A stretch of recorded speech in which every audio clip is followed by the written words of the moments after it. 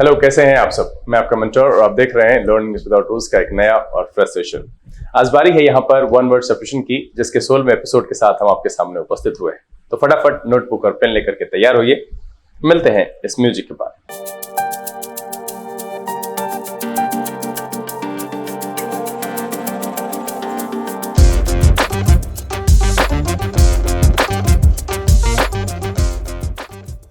आइए आज के सेशन की शुरुआत करते हैं और बारी बारी से इस एपिसोड में लाए गए 5 एमसीक्यूज को आपके सामने रखते हैं। जैसा कि आपको पता है कि हर एक एमसीक्यू 4 नए वर्ड सिखाता है, इसलिए वीडियो में शुरू से अंत तक बने रहिएगा, भगा भगा करके नहीं देखिएगा। और सिर्फ ये एक क्वेश्चन पैटर्न की बात नहीं है कि वन वर्ड सब्स्टिट्यूशन सिर्फ एसएससी में पूछा जाता है।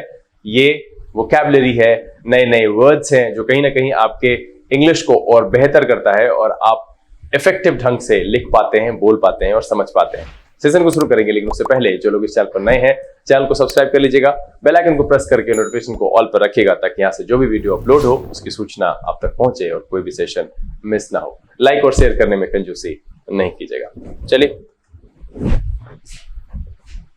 लर्निंग्स विदाउट रूल्स के सेशन में एक बार फिर से आप सबका तहे दिल से स्वागत है और उम्मीद है कि आप सब तैयार हो चुके होंगे इस सफर पर चलने के लिए। छोटा सा रहता है लेकिन बहुत मजेदार, नए नए शब्द सीखने के लिए मिलते हैं। तो चलिए, सेशन में हम लेते हैं पहला सवाल और आपका समय शुरू होता है अब।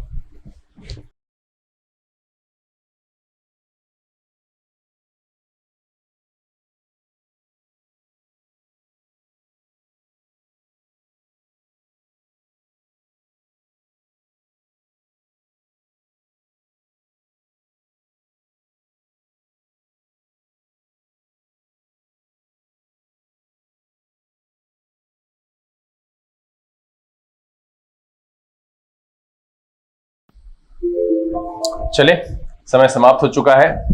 देखिए क्या कह रहा है इस सवाल में। कह रहा है a place where coins, medals और टोकन्स आर मेड, है ना, वो जगह जहां पर की कॉइन्स और मेडल्स और टोकन्स बनाए जाते हैं।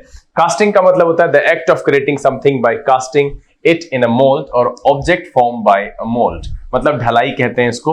मिल का मतलब होता है मशीन और एपरेटस फॉर ग्राइंडिंग ग्रेन, या फिर a factory that produces a particular type of material, मतलब है इसको चक्की या कारखाना कह सकते हैं। मिंट का मतलब होता है प्लेस वेयर कॉइन्स, मेडल्स और टोकन्स आर मेड, है ना, मतलब टकसाल कहते हैं, सिक्का ढालने वाली जगह कहते हैं इसको। वर्कशॉप का मतलब होता है small work place where handcrafts manufacturing are done or a brief intensive course for a small group emphasizes problem solving, मतलब होता है कार्य शिविर, कार्यशाला या कारखाना।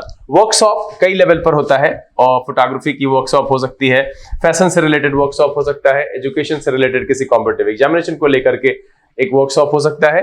तो यहाँ पर जो सही आंसर है वो है आपका मिंट। मिंट का मतलब होता है टकसाल, जहां पर कि सिक्के, मेडल और टोकन्स बनाए जाते हैं, इसलिए इसका जवाब जो है वो है आपका ऑप्शन नंबर सी। चलिए अगला सवाल लेते हैं और आपका समय शुरू होता है अब।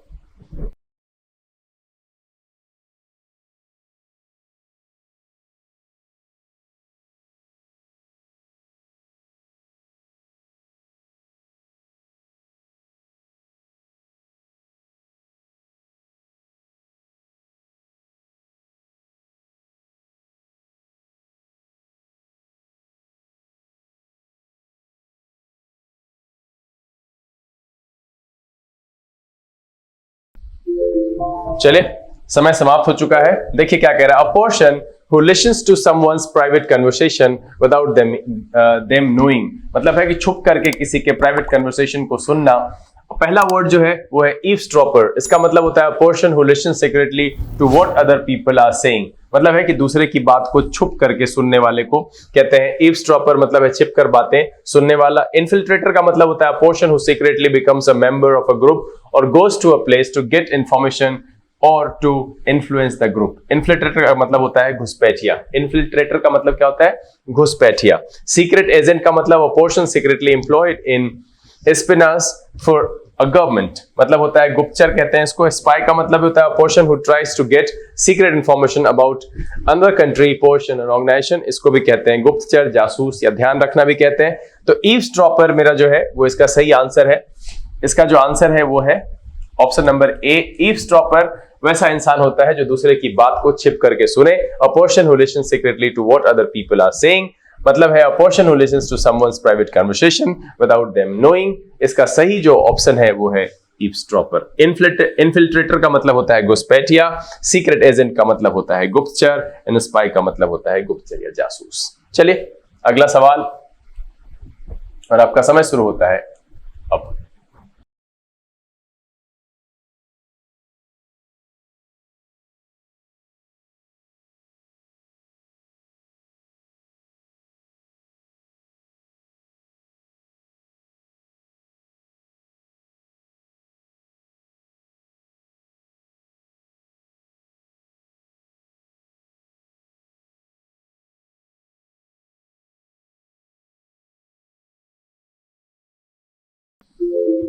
चलिए समय समाप्त हो चुका है। देखिए क्या कह रहा है, अ लार्ज बेडरूम, कह रहा है a large bedroom for a number of people in a school और इंस्टीट्यूशन।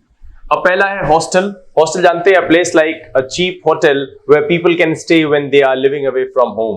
हॉस्टल का मतलब छात्रावास या धर्मशाला से कह सकते हैं, उसको कहते हैं हॉस्टल। अगला है क्रीश, इसका मतलब होता है place where babies and young children are taken care of while their parents are working, studying, shopping, etc. क्रीज का मतलब होता है वैसी जगह जहां पर कि बच्चों का ध्यान रखा जाता है जब उसके माता पिता जो होते हैं काम कर रहे होते हैं, पढ़ रहे होते हैं या फिर शॉपिंग के लिए बाहर जाते हैं। असेंबली का मतलब होता है large group of people who come together for a particular purpose. Assembly का मतलब है सभा, जमघट या सदन, मतलब है कि किसी कॉमन पर्पस से जब बहुत सारे लोग एक साथ जमा होते हैं उसको कहते हैं असेंबली। डॉर्मिटोरी का मतलब होता है room for several people to sleep in, specially in a school or other institution. यहां पर है शयनशाला या शयन गृह कहते हैं, तो डॉर्मिटोरी मेरा इसका सही आंसर है। डॉर्मिटोरी का जो है मतलब है शयनशाला से, और इसका जो ऑप्शन है वो है आपका डी। देखिए हॉस्टल का मतलब होता है छात्रावास या धर्मशाला से, क्रीज का मतलब होता है शिशु सदन, मतलब वैसी जगह जहां पर कि उन बच्चों को रखा जाता है और उस दौरान रखा जाता है जब उसके माता पिता या तो काम करने के लिए जाते हैं या पढ़ने जाते हैं या फिर शॉपिंग वॉपिंग करने के लिए जाते हैं, जब वो व्यस्त होते हैं। असेंबली का मतलब होता है सभा, जमघट या सदन से, एंड डॉर्मिटोरी का मतलब होता है शयनशाला या शयन गृह से। चलिए सेकेंड लास्ट क्वेश्चन है, आपका समय शुरू होता है अब।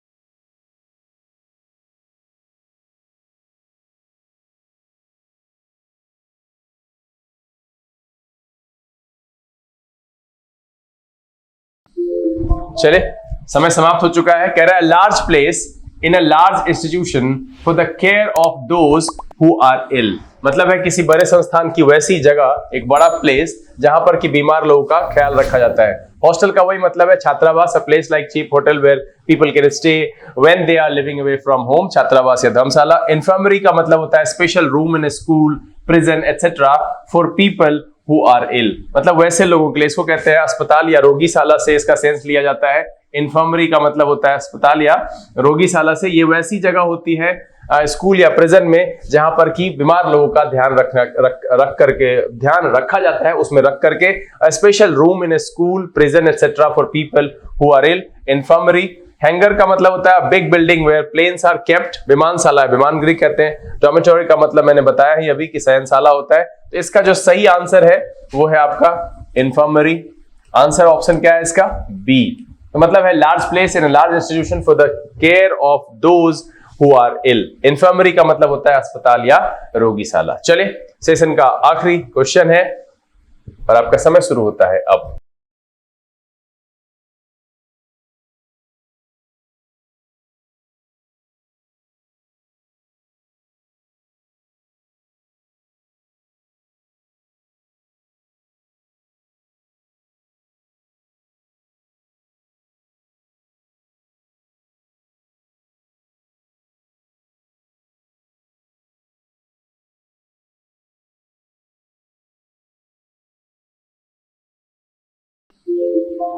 चलिए समय समाप्त हुआ। आखिरी सवाल का भी कह रहा है sentimental longing for a period in the past.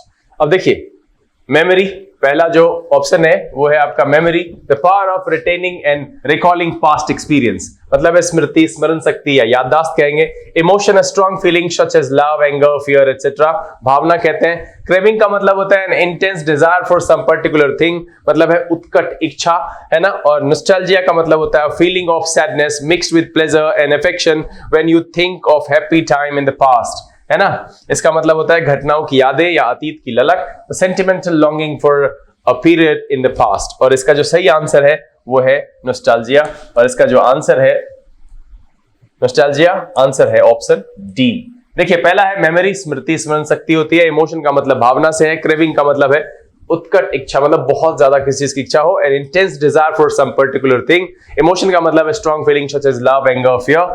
और मेमोरी का मतलब the power of retaining and recalling past experience. Nostalgia का मतलब a feeling of sadness mixed with pleasure and affection when you think of happy times in the past, मतलब है घटनाओं की यादें या अतीत की ललक। नॉस्टैल्जिया इसका सही आंसर है।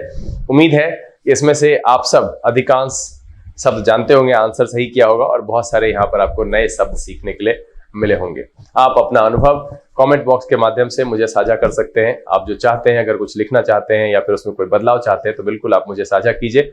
हम कोशिश करेंगे कि जितना बेहतर कर सकें करेंगे। उम्मीद तो यह है कि ये छोटा सा सेशन आपको पसंद आया होगा और वीडियो में बहुत सारी चीजें सीखने के लिए मिली होगी। अगर ये वीडियो अच्छा लगा आप इसे लाइक कर दीजिए। अगर आपने अब तक चैनल सब्सक्राइब नहीं किया है तो प्लीज सब्सक्राइब कर लीजिए। बेल आइकन प्रेस करके नोटिफिकेशन को ऑल पर रखिएगा ताकि यहाँ से जो भी वीडियो अपलोड हो उसकी सूचना आपको मिले और कोई भी सेशन मिस ना हो।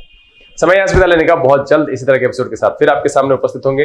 तब तक के लिए आप घर में रहें, अपना और अपने परिवारजनों का ख्याल रखें, पढ़ाई लिखाई जरूर करते रहिएगा। लर्निंग इज विदाउट रूल्स सीजन से this is BK Singh signing off. Keep reading, keep practising. Thank you, God bless you.